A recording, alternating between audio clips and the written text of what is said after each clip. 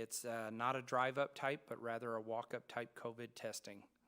And then finally, just a reminder, the Park City Fall Garage Sale is coming up the last weekend of the month, September 26th. So, pending any questions, that's all I have, sir. Melvin? Are we having Fall Fest this year, or? We are having a reduced somewhat Fall Fest, yes, sir. The Community Relations Board is working on it. Okay. Tom? I was going to say, the COVID thing that I read about earlier today said it was for first responders and related people or people with symptoms. Is that true? They have not identified either a particular group or audience that they are preventing from coming, or are they specifically targeting, but yes, first responders or those that suspect that they have exposure and want to come, but it is open to the public. Okay. So they're not turning away anybody. I didn't want people showing up that had no symptoms just to see if they No, sir. were there. Okay. All right. Thank you, Sean. Yes, sir. Next item on the agenda is the consent agenda. Jim? I move that we approve the consent agenda as presented. George? Okay, we got a motion and a second. Not seeing any further discussion. All those in favor signify by saying aye. Aye. Opposed? And that motion passes 8-0. That brings us to old business, item 4, which is discuss and consider the employee compensation. Sean, I'll just kind of start this. So we had that last workshop where you could kind of put me on the spot, where I had that worded as employee compensation, and then it also led into some incentives around the police department. My intention behind that was that the 3% bump that got approved was across the entire city, and I'm not sure that that was communicated well.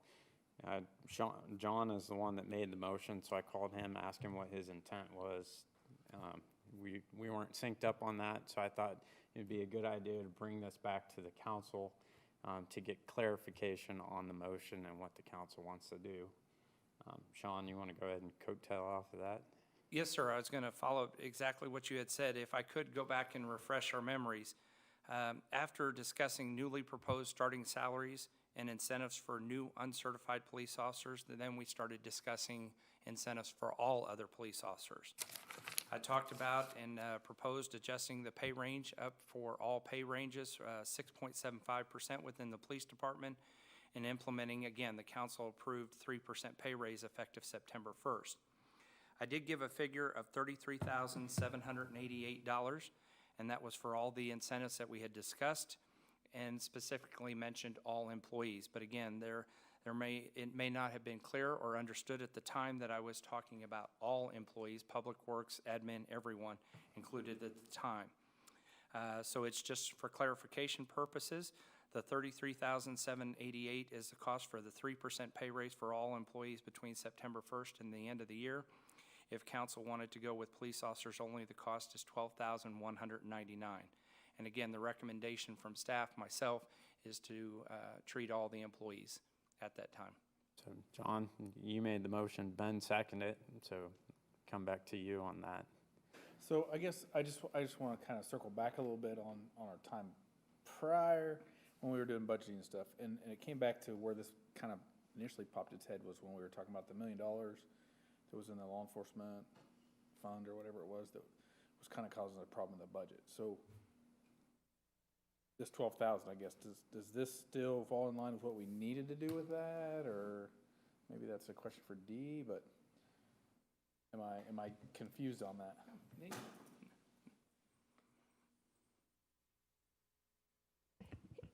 If it was exceeding the current year budget at the end of the year, then yes, it would start whittling away at that amount that was from prior years. But if you recall, we're kind of looking at, short of staff and so forth, so it would spend some of the extra to keep this year's from being as much adding to it. Does that make sense? So yeah, this 12,000 would come out. It's going to be charged against this year's budget. So if it put us over budget, then it would come out of the past buildup that we already had.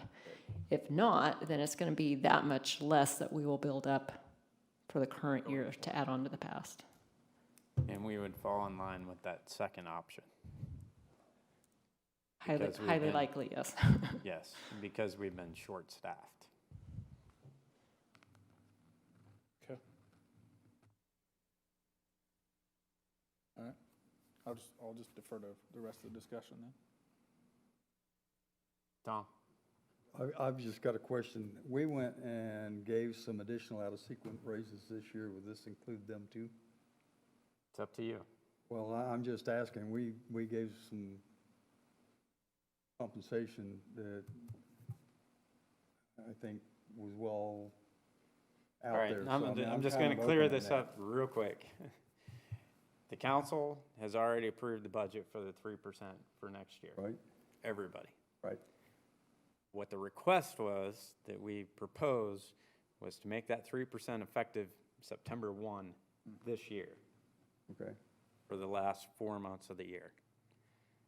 Where I'm getting clarity, what myself, Sean is recommending is that that is for all employees starting September 1.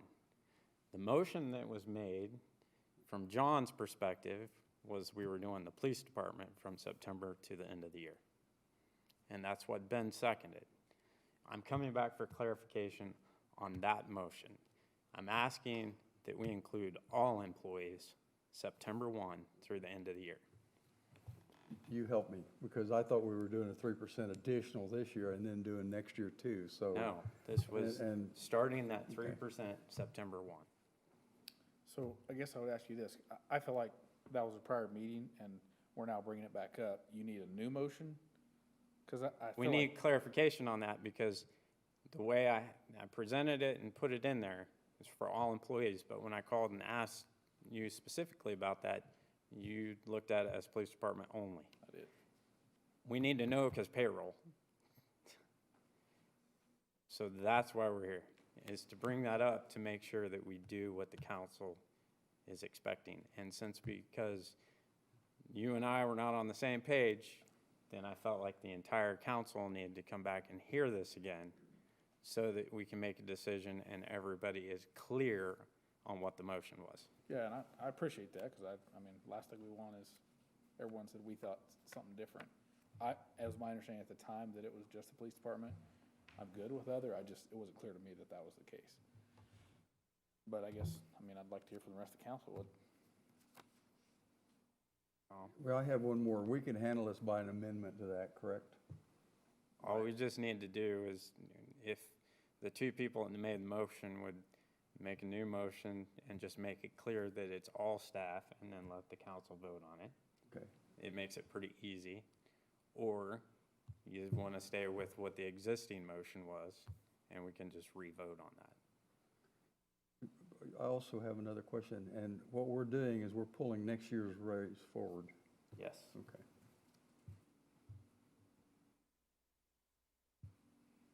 Jim? I'll just weigh in on it.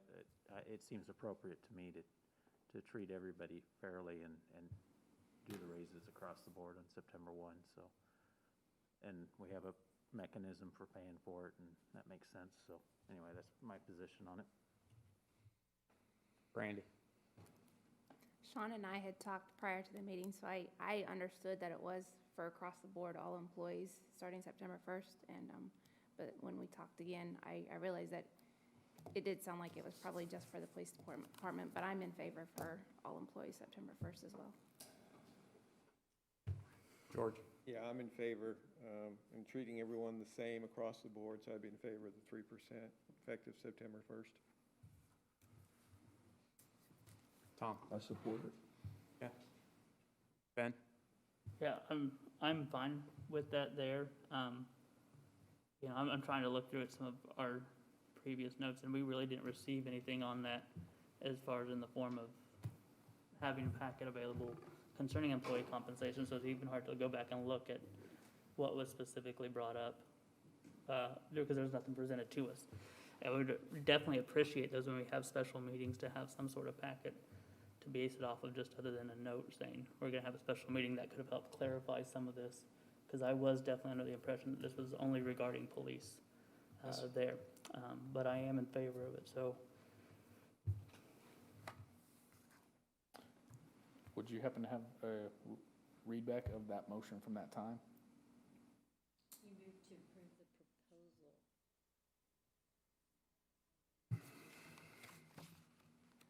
And to direct staff. If I may, the motion, the highlights that you, one, the most concerning portion of it was the $10,000 incentive for hiring a certified police officer.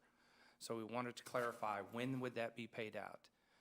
Originally, it was proposed to pay it out $5,000 upon the first paycheck and $5,000 upon completing FOT. So we modified that, or I should say your motion modified that to pay $5,000 FOT and then $5,000 at the completion of probation, which is also a misnomer because our police department doesn't really have a probation period like most other employees do. So, but we understood the reasoning behind it, that we didn't want to pay this right up at the front. So we have since kind of discussed it and talked about it and said $5,000 at FOT and $5,000 at the 6-month point, which is normally what most people relate to probation time period. But that was the motion made. Okay, I guess I would just make a motion that we include all employees in the previous motion made. Okay, Ben? Yeah, also part of that was to direct staff to find out what the cost would be in bachelor's degree, associate's degree for existing officers. In this 2 weeks, have we been able to find that out? Yes, sir, I do have those facts and figures if council would like them at this time. We end up, we have 5 police officers that have a degree. One of them has an associate's degree, and the other 5, well, 3 of them have a bachelor's degree and 1 has a master's degree, and we had indicated no additional for a master's degree. Then we have 4 with previous military experience, and if council were to extend the same incentive to the existing police officers, that would be an impact of $9,329. I would ask that we consider that as part of the original, or included in there.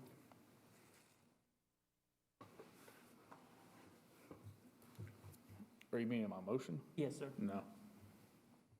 Not right now. I think right now we're just doing on the compensation package for the rest of the city. I don't want to over-confuse it. Okay. Do you want to remove your second? Yes. Okay. Second to John, Brandy? I'll second John's. Okay, so we got a motion and a second, and that motion is to approve the 3% raise for all employees beginning September 1. All those in favor signify by saying aye. Aye. Opposed? And that motion passes 8-0. Thank you. Thank you very much. Appreciate it.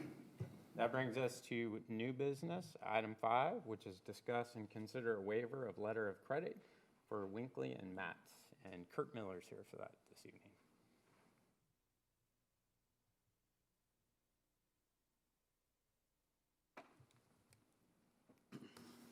Hi, I'm here tonight to represent Jerry Winkley.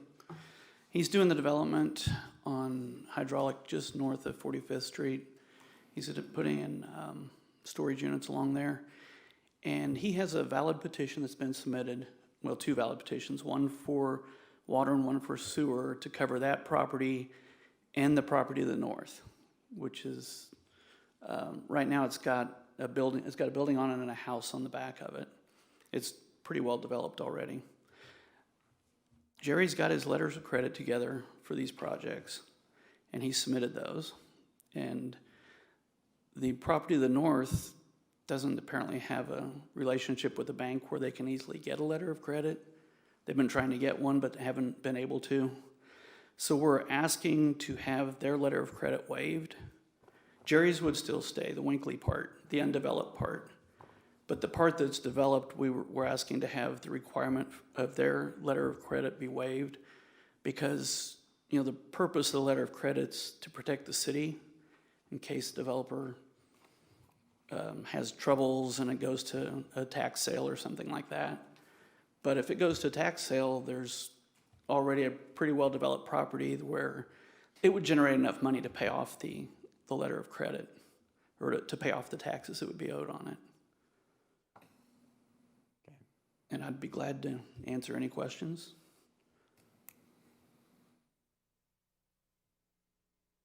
Anybody have any questions?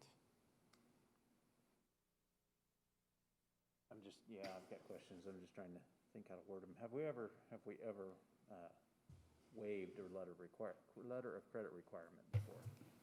Yes, sir, We have. Yes, sir. We've done it with at least one I know of a residential development where the builder came in and requested that of the city, and the city waived the 35%. The 35%, Kirk and I have talked about this numerous times, it makes a lot more sense if you're talking green land that you're developing and you're concerned. Development goes in, improvements go in, but yet somebody hasn't bought the land to put their house on yet, so it hasn't been, and the city's left holding the bag. In this particular case, where the property, as Kirk has already said, is primarily developed,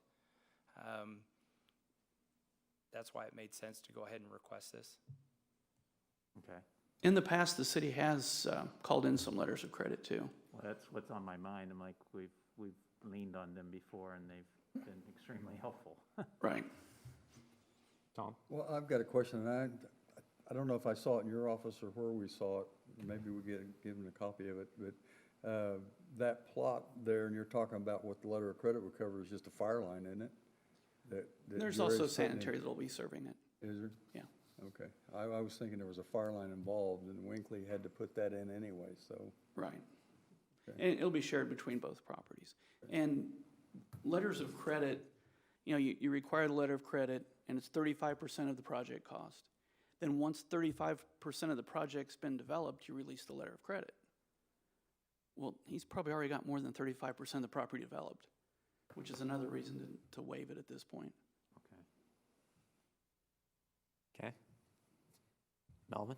I'll make a motion to approve to waive the letter of credit for the Winkley Mats. George? I'll second the motion. Okay, there's a motion and a second. Is there any discussion? John? Yeah, the last comment kind of confused me. So we hold the letter of credit for 35% until he's 35% done, Correct. but he's already 35% done. It could be viewed that way, yeah. I mean, 35% of the property, I would say, is developed. So really, we wouldn't probably even need to ask him for a letter of credit to start with. But the way it's normally done is you ask for letters of credit. Okay. Okay. Any other discussion? All right, we've got a motion and a second. All those in favor signify by saying aye. Aye. Opposed? And that motion passes 8-0. Thank you. Thanks, Kurt. That brings us to item 6, which is discuss and consider approving the Kansas Department of Transportation offer to purchase the land in support of Project 235-87 KA 3232-02 for the Wichita North Junction. Sean? Sir, staff recently received an offer letter, and there's a copy of it in your packet from KDOT to acquire 13,548 square feet of real property to use as right-of-way in support of the Wichita North Junction project. The basis of the offer is the current fair market value for the property established via the certified appraisal and reviewed by the state's reviewing appraisal, so it's been done twice in accordance with KSA 26-513. The location, again, is at the very tail end of Primrose Park, 13,548 square feet of Lot 13, Block A. The cost that they are offering is 40 cents per square foot, and if you, just for giggles, multiply that out by an acre, it comes out to just about $17,000 an acre, so it is a fair market estimate. The fiscal impact is it is an unbudgeted surplus, something that we had not planned on, and staff recommends approval and authorizing the mayor to execute the required documents to complete the sale or transfer of a portion of Primrose Park for right-of-way. Does anybody have any questions? Tom? I know you I and was Melvin were gonna, I part was of gonna it. make a motion. Make a motion or move to approve the authorization, the mayor to execute the required document to complete the sale transfer of to the Kansas Department of Transportation, a portion of Primrose Park property right-of-way, for the value of $54.20. Okay. Jim? I'll second that. Okay, There's a motion and a second. Not seeing any further discussion. All those in favor signify by saying aye. Aye. Opposed? And that motion passes 8-0. That brings us to item 7, which is discuss and consider approval of the Confluence scope of services and fee summary to assist the city in developing a conceptual master plan for a new downtown district. Sean? Yes, sir. Okay, earlier this year, council, as we all know, purchased 48.05 acres adjacent to the City Administration Center, with plans of developing it in the near to midterm future, however that's defined. In February and March, staff was in the process of coordinating and scheduling a one-day planning workshop, one that would involve key stakeholders and local area experts. The purpose of the workshop was to solicit inputs and ideas, as well as outline the realistic possibilities of what would fit on the property.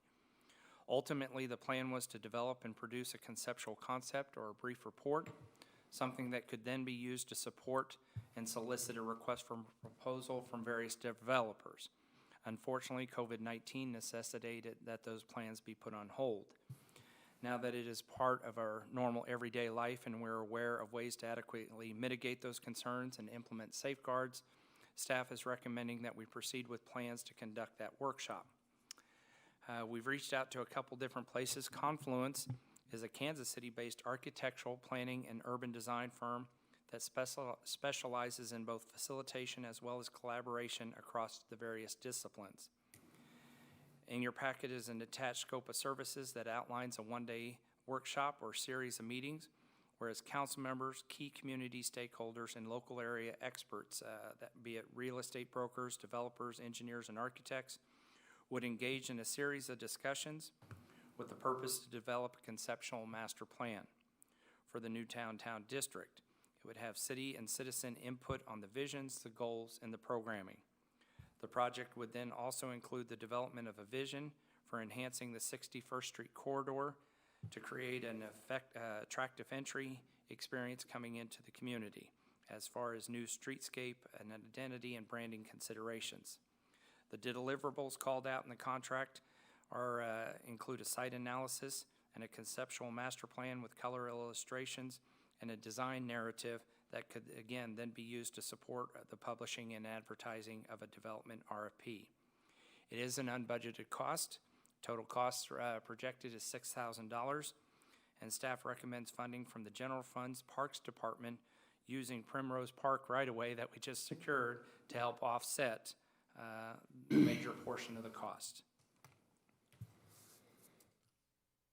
George, did you have something? No. Okay. Does anybody have any questions for Sean? Melvin? You know, I'm not against this project, but it seems like we got a lot of other projects we started already. Jardine Park and 61st Street. Could we kind of finish something up first, or you think, or before we get something like this started? Yes, sir, we can. I mean, no doubt about it. We expect at the next meeting that there's going to be bids and proposal presented as far as Jardine Park, concrete construction as well as asphalt. We've gone ahead and secured the land at the southern end of Jardine Park where the new fence, the right-of-way, so that we have entrance into there. But that one's going, yes, slow, be it that COVID kind of put a delay in that. 61st Street, engineering, we're right now in the middle, and that would be the next thing, that the next item that we'll be talking about is continuing forward on the right-of-way acquisition for that particular project. So, Is that the AirCap Drive? Where are we at on it?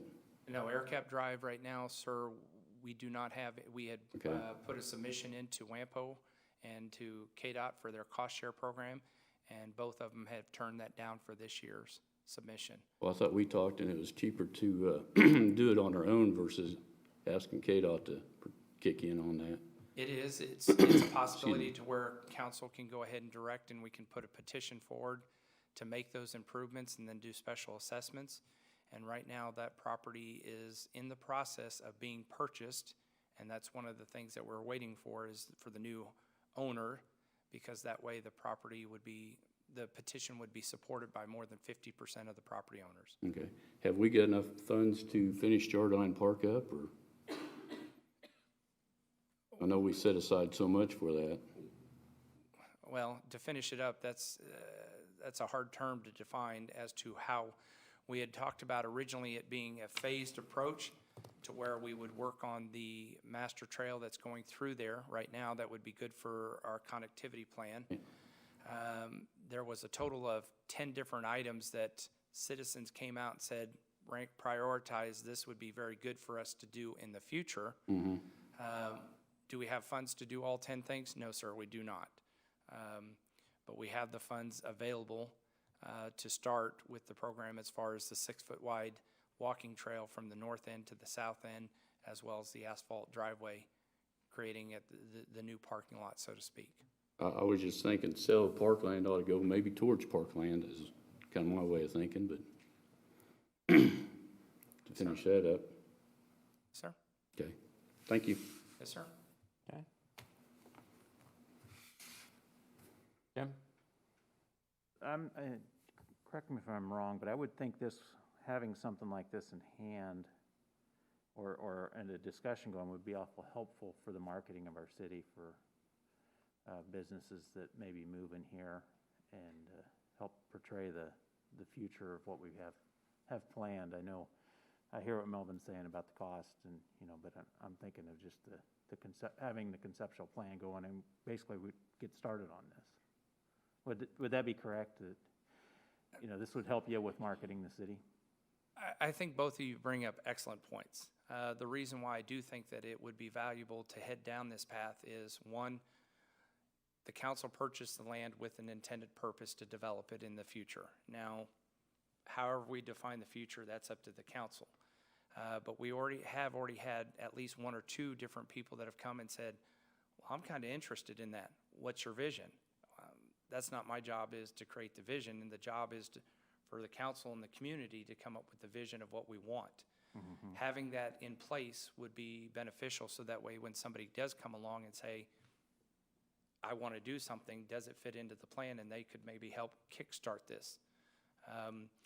We had looked into various different options. We could sit there and facilitate a series of workshops, citizen involved, and may take a year and a half to let them kind of divide or drive the bus, so to speak, to figure out. But this way, it was a way of taking those regional experts, those that have experience, local real estate brokers, developers, to not only sit there and kind of manage the expectations of what would actually fit on that property and should be successful. Especially now after the last 6 months, it's a different environment that we live in. What could have been plausible back 6 months ago may not actually work in that location now. So let's listen to the local experts to kind of help define, given the fact that guidelines would be provided by council and key community stakeholders. That's why we kind of mentioned, involve some of the members from the Chamber of Commerce, local groups to sit there and weigh in on that, so that way everybody has some buy-in. So, Yeah. yes. I could see the benefit of this, so thank you. Yes, sir. George? Well, as far as this developing this plan, I'd like to see some good engineering on that. If we just do it willy-nilly, it's gonna be a problem. I look at it like at 61st and Independence, Hatton Drive, all those things running together. I think if we had some good engineering, we could avoid those heavy traffic areas like that with everybody coming together at once. Yes, sir. So I think it'd be very wise to get some engineering Yes, sir. and stuff in this plan. And I don't want us to get off topic on this, but, I feel the same way Melvin does, and I know some other people do. But like Jim pointed out, we have talked to a local company about a possible relocate, but we got to have some type of plan. And to George's point, and I'll just come back to when we ran through the process of building this building. We didn't do it on the cheap. We took our time. We spent 2 years in planning to do that. Still had some hiccups along the way. But, I definitely echo what George is. We need to have a good plan, and I think we should start early on that. But I also am feeling a sense of restlessness that, one, we've been cautious and pent up for a while now because of the predicament that we've been in. That's why I came to Sean and said that I wanted something to look at on streets. I wanted to throw out 3 proposals. George had brought up some areas on sidewalks for the kids. School's back in session. I want to see bids on that. Brandy brought up some stuff about some sidewalks that were floating out as well as George. I want to see us doing some stuff like that. We've been budgeting, we've been planning for some of that, and now it's time to start doing some of those items. We went through that sidewalk plan a couple of years ago. I constantly field phone calls on when are we gonna do something, and I don't even care if we find one spot where we can link 2 things together and say we made some forward progress, but I want to see some forward progress. We've been in this holding pattern for now. We've budgeted, we've planned for it. It's time to execute. And I echo what Melvin has said. I know George has brought it up as well. And I want to see execution going forward in the next several council meetings on stuff. But this is part of executing to make sure that we have a plan in our back pocket. Tom? I was gonna say, this is something you need to do up front, and it's gonna be somewhat liquid too. You may think you know what you want next week, but it may change as we go through the process. But we do need something out there so we don't go build something in the middle that nothing else fits around. And so, long-term, we need to get started on it, and it's gonna be a long process. But we gotta get started sometime. Now's as good a time as any. And that's kind of what George just brought up, you know, and we need to take our time. We need to start making some small steps and start formulating a plan, and nothing may happen 18 to 24 months from now. But we do have some small projects that need to be started within the next 60 to 90 days. Ben? I can understand, because that's one of the things I've heard a lot of is plans started but not finished. And so I definitely understand what Melvin is saying, even along the lines of a master plan that was developed for this area several years back and never really done much with. So I get the frustration from those that have talked about that, lived through that. I have not, and as a citizen of Park City and as on the council, have not lived through that. And I don't want to let the past, I don't want to say failures, that's not the right word, but the past define how we move forward. So using the $6,000 to begin to develop a plan that would hopefully do something with this 48 acres that we have surrounding us would be great. So I would make a motion to approve the confluent scope of services and fee summary and authorize the mayor to execute a contract in an amount not to exceed $6,000 to be paid out of the proceeds from the sale of Primrose Park right-of-way to offset the majority with the remaining amount from the general fund park department. Tom, did you want a second for discussion? Yeah, I'll second it for discussion. Go ahead. On the part of the discussion we've been having here about doing sidewalks and stuff, we need to keep in mind that every year there's money left over at WAMPO that they're looking for ways to spend it. And if you've got your plan out there, you can get some money. So we could get some help with that. And then Federal Highways talked today about that a little bit, and they look at next year's plan being, since there's been nothing submitted, and Federal Highways plan closes September the 30th, that they probably will be doing the same thing next year as this year as far as fundings and stuff, so. But there's always residual money left over. It may be $10,000 or $20,000, or it could be $1 million that they're looking at spending every year, and a lot of it goes to sidewalks, so just need to be prepared. Okay. We got a motion and a second. Not seeing any further discussion. All those in favor signify by saying aye. Aye. Opposed? Nay. And that motion passes 7-1. That brings us to item 8, which is discuss and consider approval of Land Acquisitions, Inc., scope of services and fee summary to assist the city in acquiring necessary right-of-way for the 61st Street North improvements. Sean? Yes, sir. As council was briefed back in July, the 61st Street North improvements design is now complete. The next steps involve utility relocation and acquisition of right-of-way and temporary easements. The project has a total of 15 affected property owners, 13 of them requiring temporary construction easement and 8 needing permanent right-of-way takes. Due to the tight timeline established with the project, right now it's proposed to construction letting in February 2021, and due to the changes in the law regarding the Uniform Act, staff is recommending consulting with Land Acquisitions, Inc. for the appraisal, negotiation, and documentation of the 15 properties. And again, here's an attached scope of service and fee summary, which outlines a not-to-exceed amount for all the affected parcels. Owners, it is noted that may elect to donate or dedicate their respective easement or right-of-way, which in turn would reduce the overall cost of the contract. The fees stated do not include condemnation services nor expert witnesses if that is required. It's to be paid out of capital funds for this project, and staff recommends approval of the contract and authorizing the mayor to execute a contract in an amount not to exceed $38,950. Okay. Does anybody have any questions for Sean? Brandy?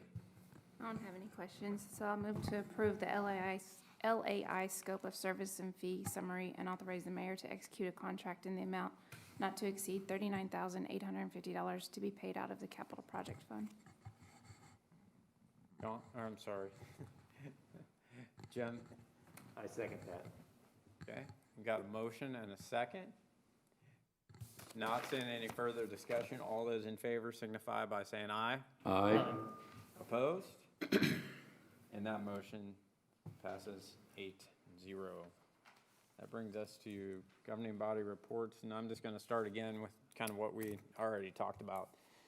Over the next several meetings, you're gonna see some stuff that's gonna be coming from the staff, that's going to go towards spending some of the money that we've budgeted for improvements in the city, and we will start with some of those items that have been voiced by the council and start bringing those back. So you will start seeing that going forward, so we can start seeing some improvements made around the city. I think we've set in a holding pattern for quite a while right now. I think everybody's getting restless. I know I am. So it's time to start getting back to work and living again. So that's what we're gonna start doing. Jim, start with you. That's great to hear, but I have nothing to add. Brandy? I just want to tell Eric and Zach, congratulations on your mini MPA. I did the program 5 or 6 years ago, and it's an awesome program. I learned a lot, made lots of connections with peers throughout the several cities that attend that. So congratulations again. And if any employees have the opportunity to do that, I would strongly encourage you to go do it. It's a great opportunity, and you have lots of networking opportunities doing it. Okay, George? I don't have much. I just like to say, I think we ought to pray for our country. I believe our country's in trouble, and we need to pray for it. That's all I have. Tom? I don't have anything tonight. Melvin? Yeah, it's good to see the BMX track going again. It's up and running great. I was down there a couple Saturdays ago, and I seen a bunch of rollerbladers on the cement pond, I think they called it. That's the name of it. They got tournaments going out there, so it's good to see some activity in the park there, so. I was gonna say, just to, I think we need to mention how well the BMX track is